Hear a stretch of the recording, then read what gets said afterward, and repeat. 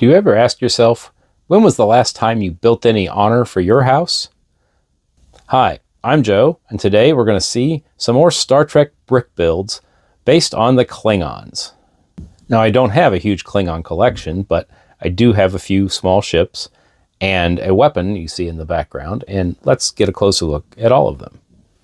We'll start off here with this set, which I've actually already reviewed on this channel with my daughters.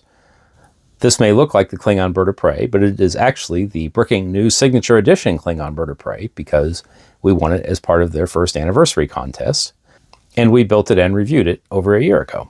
So I won't go into too much detail, but of course the Klingon Bird of Prey was first introduced in Star Trek III, The Search for Spock, and has been one of the most identifiable Klingon ships ever since.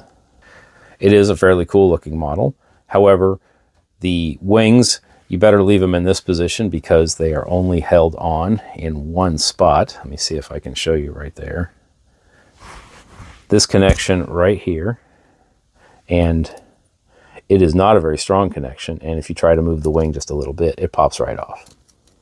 But for a small scale model, it's pretty cool, and it has the Klingon emblem here as the base. Next up, we have a different style of Klingon ship called the Vor'cha class, or Vor'cha class. I don't speak Klingon, so I don't know how it's pronounced, but we still have a typical green ship with the trademarks of Klingon ships where you've got a head and two nacelles there at the end. And the most distinguishing feature of this ship is probably the 2 points here at the front. Now, the Vor'cha class was introduced in Star Trek The Next Generation, as shown here on the printed tile, and I don't know specifically the first appearance of that ship. I do remember that it was Gowron's ship at the beginning of the episode Redemption, which is the Klingon Civil War, where Worf has to leave Starfleet, at least until the episode ends, to help his brother fight in the Klingon Civil War. And it's a neat little design. It does add more depth to the Klingons, because pretty much the Bird of Prey had been their only ship, along with the other style of ship, which is most commonly thought of as the D7. But I thought it was cool that BlueBrixx did make this size model of this style of ship. It would have been nice if they had been able to make this ship in larger scale, but I think the license expired before they were ever going to get to that. But I think it's a pretty neat looking ship. And just like the Bird of Prey, the base is made to look like the Klingon emblem. And the last Klingon ship we'll see today is this Mega Bloks set. This is the final model that I have from the Mega Bloks 50th anniversary of Star Trek Celebration. And this is the Klingon D7 Battlecruiser. This ship was introduced in Star Trek the Original Series and was only seen a few times in Season 3, but it can be identified by the distinctive ball on the head along with the panel here in the front and the two larger nacelles.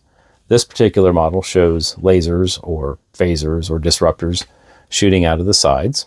Now, this model of Klingon ship, the D7, is not to be confused with the Ktinga class, which is the very similar looking ship that was used in Star Trek the Motion Picture, Star Trek II, and Star Trek VI. I personally do not see any difference between the D7 and the Ktinga, but I've been told that they are different, and this is specifically noted as being the D7 with this printed tile. And speaking of printed tiles, we have printed tiles here on the front, which show what I believe is the bridge of the ship. And we have the Klingon emblem in full color here on the side, along with some other, I don't know what the Klingon letters mean there. Again, I don't speak or read Klingon. No printing on this side except right here. And we have a display for a minifigure with a flag that's printed with the Klingon emblem. And the minifigure we have is Kor, who is actually the first named Klingon to appear in Star Trek.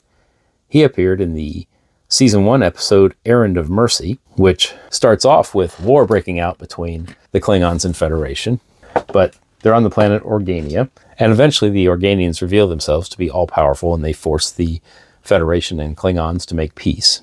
But Kor was the first Klingon, and he wasn't seen again in the original series, but you see he's got his sash represented here, not in any detail. It's really just a rubber strap, but that sash that he wears in that original series episode, Errand of Mercy, is actually the exact same prop that Worf wears in Season 1 of Star Trek The Next Generation. In Season 2 of Next Generation, Worf changes his sash to something else, so we don't see that gold sash again. However, we do see Kor again. He appears in Season 2 of Deep Space Nine, and that would be the first of 3 appearances in Deep Space Nine, including going on a quest with Worf in one episode called The Sword of Kahless. And finally, the display stand, which not only serves to hold the printed plaque and the minifigure and the Klingon flag, it also holds up the ship, but specifically holds it up at an angle. I suppose you could rearrange the bricks to lay it flat if you wanted to. But in addition to holding it at an angle, the bottom part here rotates. So if you wanted to change what angle you wanted to look at the ship, it's pretty easy to do that. And finally, we have this BlueBrixx Klingon Disruptor Rifle. Now, this is definitely not something I normally would have bought. And in fact, the only reason I have it is because it came in a bundle with other sets that I wanted. But this is over 1,200 pieces and was included as part of the bundle, so I went ahead and built it. Now, BlueBrixx has done other props that I think look much, much better or would be much more appealing, but making sets of props was something that BlueBrixx had done more recently, like shortly before they announced that they were losing the Star Trek license. But they did make some neat stuff, like some tricorders and phasers and communicators and some other sets, and those either never got introduced or they sold out very, very quickly. However, this Klingon rifle here, which is not something I really think is that distinctive, and I'm not even sure where I've seen it. I mean, the printed tile that comes with it says it's from Deep Space Nine, and I barely associate the Klingons with Deep Space Nine, with the exception of Worf. So I did a little digging and found that this is actually originally from Star Trek III, The Search for Spock, which is the first movie to show a major Klingon and Captain Kirk confrontation. You can see that the Klingons are armed with various disruptors when they beam aboard the Enterprise, shortly before the Enterprise explodes. Some of them are carrying the longer rifle, and some are carrying a shorter version. And actually, this set can make both of those. Of this set's over 1,200 pieces, a lot of them are here to build the base, because this is actually meant to be like to scale, that you would hold in your hand.